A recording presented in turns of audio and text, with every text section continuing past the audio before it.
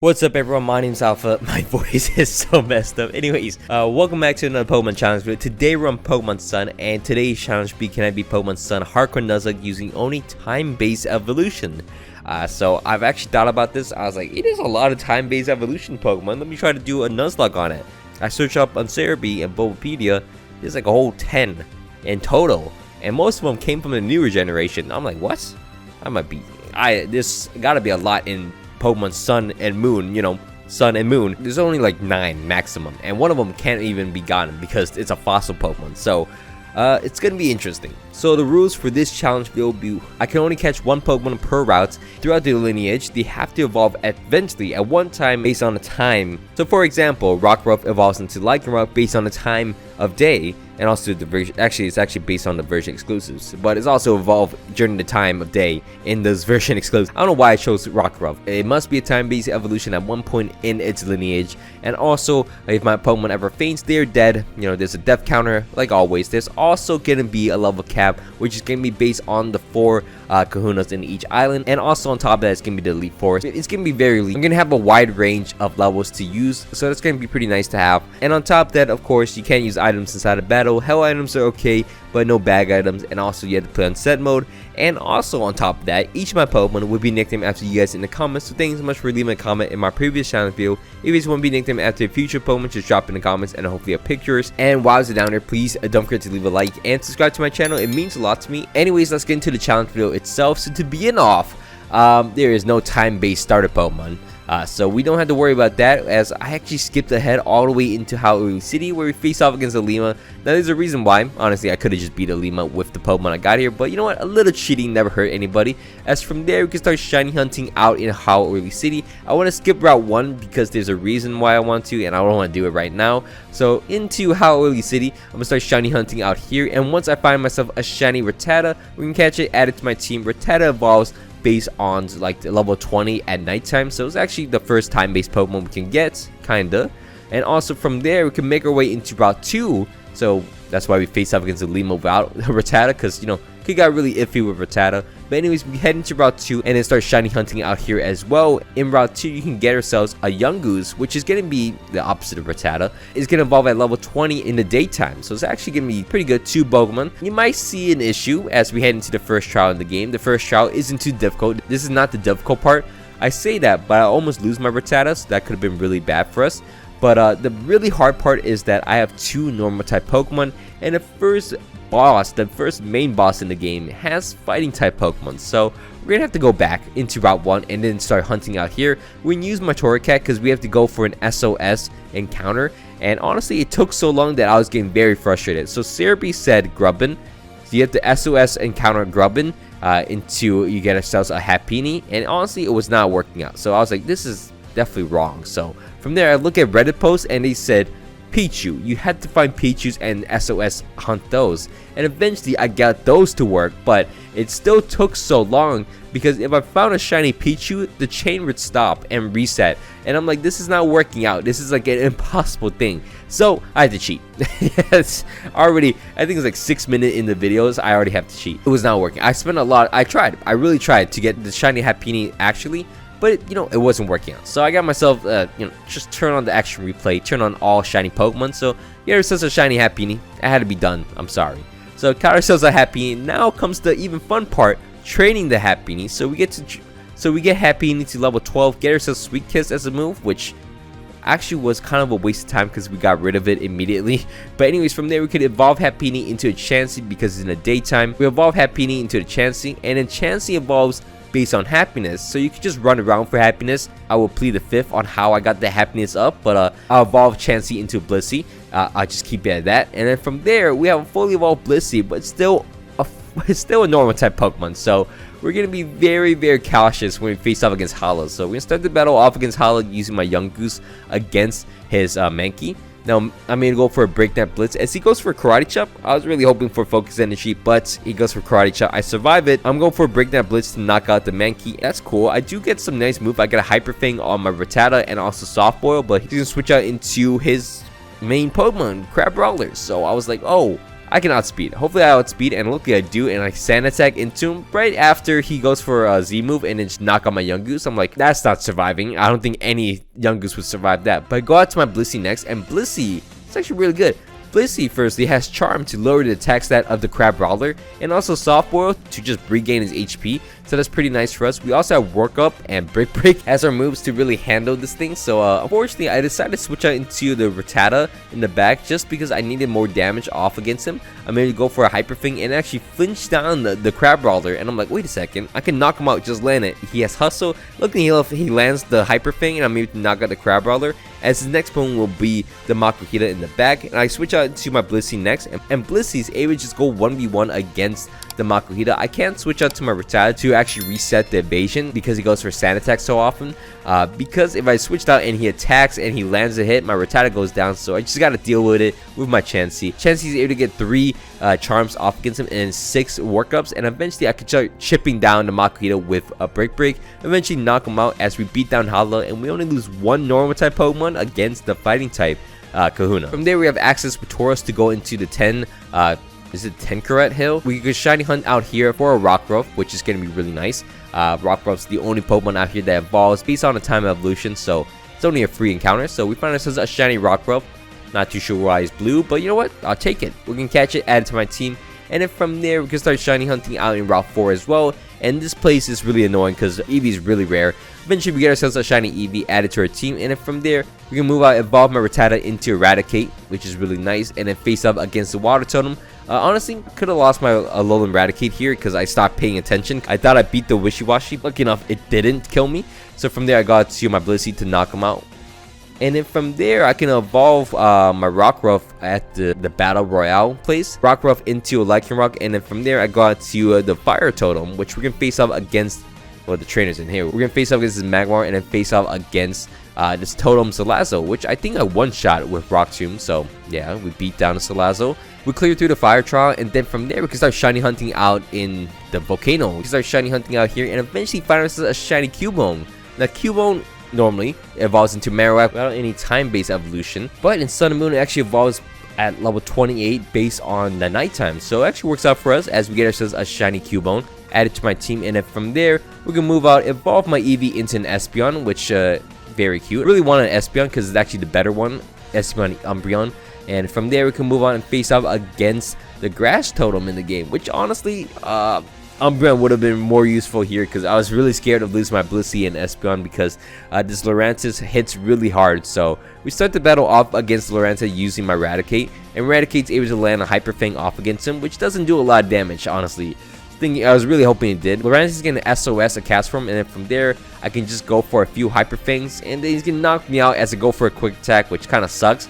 Go on to my Lycanroc. I'm like really hoping this Acerola can knock me out, which works out. It's ready to knock out the Lurantis, and then from there we can knock out the cast form. We could do the Grass Trial, but we lose another Pokemon. We're gonna lose Eradicate, which is fine. From there we can move on and face off against Olivia next. Olivia is gonna be the Rock type Kahuna, which we're gonna start the battle off against using my Espeon, I guess, just to synchronize the Paralyzed, and then go out into my Cubone eventually. There we go. Cubone with an Eviolite will be pretty nice for us as we chip down the Nosepass, eventually knock him out. As from there, her next Pokemon will be a Boldore, which I chipped down a lot with Boomerang, and then knock out. And then from there, she's going to switch out to her Lycanroc. I know this thing's going for a bite, which, you know what?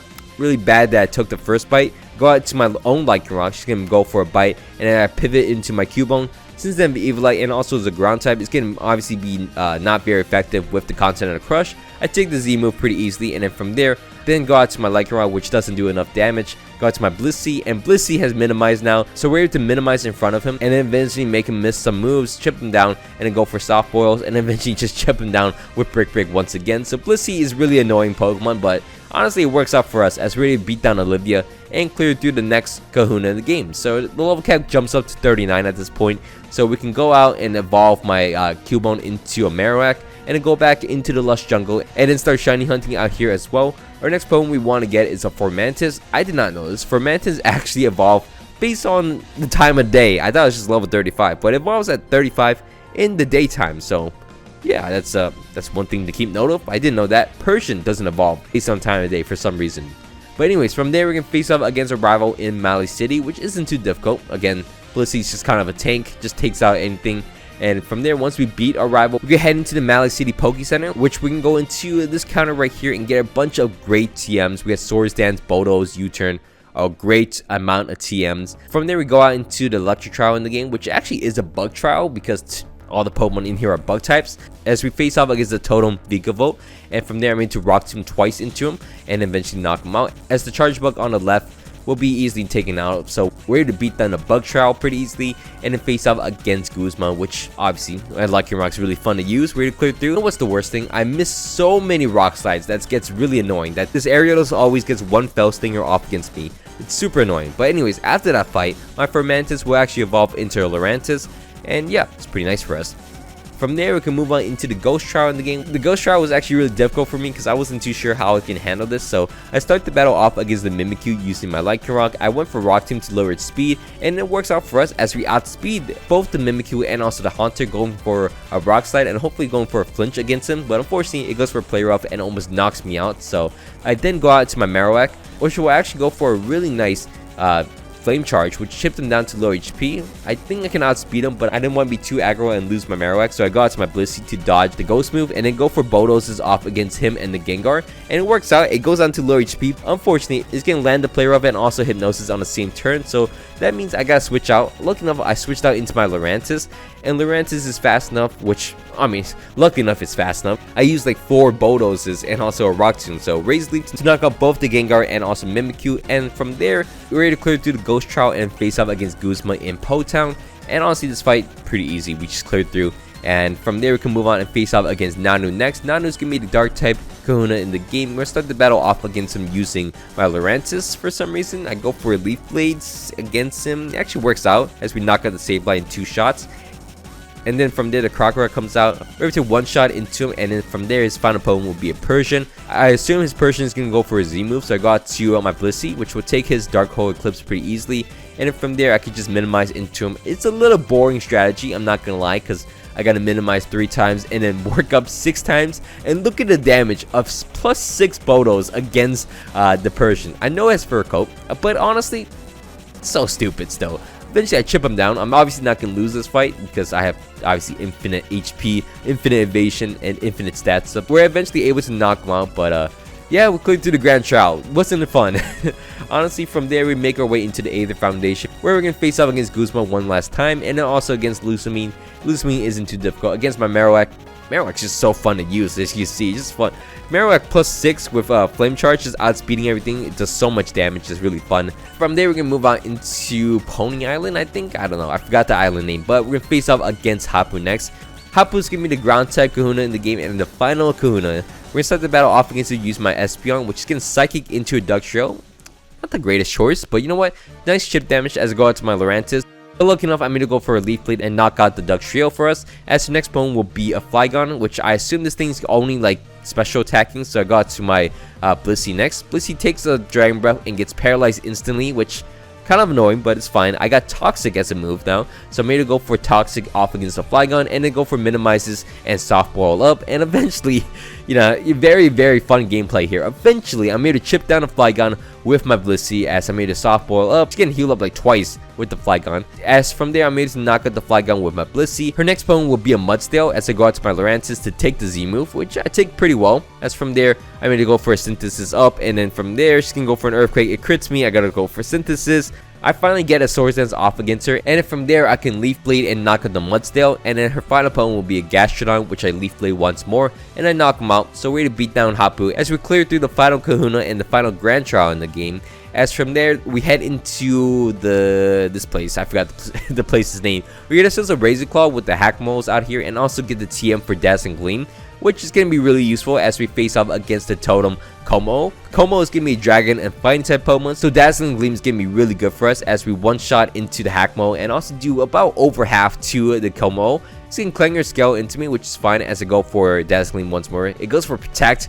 It gets really annoying, and I almost get Pursuit trapped here as I'm able to knock out the Como. Knock the Scissor down to low HP. As it goes for Fairy Cutter, I almost died to the Scissor, and from there, I don't want to get Pursuit trapped, so I go for a Psychic. I know for sure I can outspeed him. It doesn't have Bullet Punch, so I'm able to knock out a Scissor as we beat down the final trial in the game. From there, we can move on and face off against Lusamine in Ultra Space as we can face off against her Clefable using my Blissey. Blissey's able to go for a minimize off against the Clefable, 3 minimizes, and then from there I got Calm Mind as a move from now on, so I can Calm Mind up using my Blissey. Blissey has slightly more special attack than physical attack, so this actually works out pretty well for us as we get +6.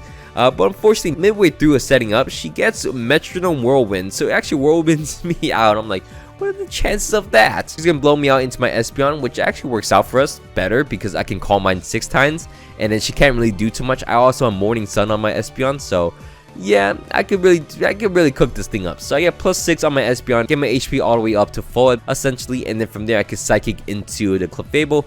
It keeps stalling me out, honestly. I almost run out of PP on my moves, but eventually I'm able to knock out the Clefable. As her next Pokemon after that will be a Miss Magius. She goes for Pain Split. Number 1, she outspeeds me. That's kind of crazy. Number 2, she Pain Splits and gives me HP, so I eventually knock him out in one shot. Her next Pokemon after that will be a Lilligant. I outspeed that thing, one shot it with a Psychic. And then from there, her next Pokemon will be a Milotic, one shot it with a Psychic. And from there, her final Pokemon will be a B-Rare. We're just gonna one shot it with a Dazzling Gleam as we're to beat down Lusamine in Ultra Space. And yeah, just snap her out. Pretty easy fight. From there, we're going to make our way into Mount Lanakini, where we're going to face up against both our rival Gladion and also How.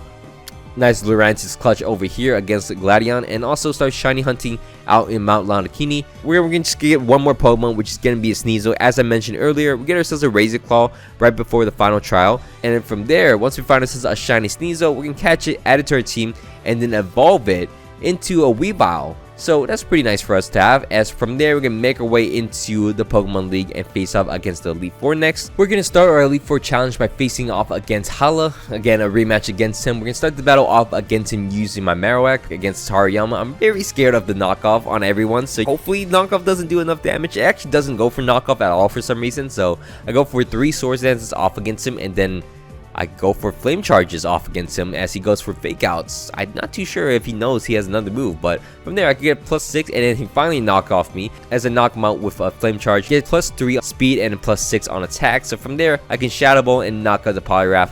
As the next Pokemon after that will be a Primate. I outspeed him at this point, so Shadow Ball will knock him out as well. His next Pokemon will be a Beware, which I was pretty scared of, I'm not gonna lie. I'm obviously not gonna knock him out, but looking up, I survived a Brutal Swing, and I survived with 1 HP exactly, so I'm like, oh, that is very scary. But I Flame Charge to knock him out, which is really nice, as his final Pokemon will be a Crabominable. From there, I go for a Shadow Bone and knock him out in one shot. Yep, just pretty simple. As we beat down Hala in another easy way. We beat down Hala, we can move on and face off against Olivia next. We're going to start the battle off against Olivia using my Lurantis. Now Lurantis is able to one-shot into the Relicanth. I was really hoping it doesn't go for Yawn, but it did. As we knock out the Relicanth, we're going to be put to sleep if we don't switch out. I switched out to my Marowak, which actually works out for us as I take a Steamroller. And from there, just kept using Steamroller as I go for Swords Dances. I have Lightning Rod, which actually works out for us as we go for Swords Dances into Flame Charge to eventually knock out the Golem. He eventually uses Rock Blast, which is finally, a really strong move. He almost knocks me out too, so it could have been really bad, but I Shadow Bone into him as we're able to knock him out eventually. And then from there, she switched out to her Lightning Rod for some reason. I'm like, okay, I'm just gonna outspeed and one-shot it. I'm +6. I'm going to knock out the Lightning Rock. Her next opponent after that will be a Probopass, which I was expecting. So from there, I can't really stay in. So I go out into my Lurantis. Lurantis gets Thunder Wave, which is kind of annoying, and also gets set up on with the Sandstorm. I could chip him down, but I'm getting paralyzed. Really bad turn by me. But at the very least, I'm able to half HP into the Probopass, and from there, I can move out into my Blissey. Now, Blissey, again, we're going to go for Minimize and Calm Mind, and that's the only thing it can really do for us. As from there, we get +6 Evasion and +6 Special Attack, Special Defense, and we can Softball up at any point. We're going to Psychic into the Probopass until it gets knocked down to low HP. Eventually, we knock him out with a Psychic. As for final Pokemon will be a Carbink, which I actually 3-shot. I don't know if that's impressive or not impressive with a +6 Blissey, but we end up beating down Olivia as we clear through her, and now we can move on and face up against Acerola next. Acerola is going to be the Ghost type Elite Four member. We're going to start the battle off against her using my Lurantis. Lurantis is actually pretty nice as we're going to go for a Leaf Blade off against her. Eventually, no, okay, you know what?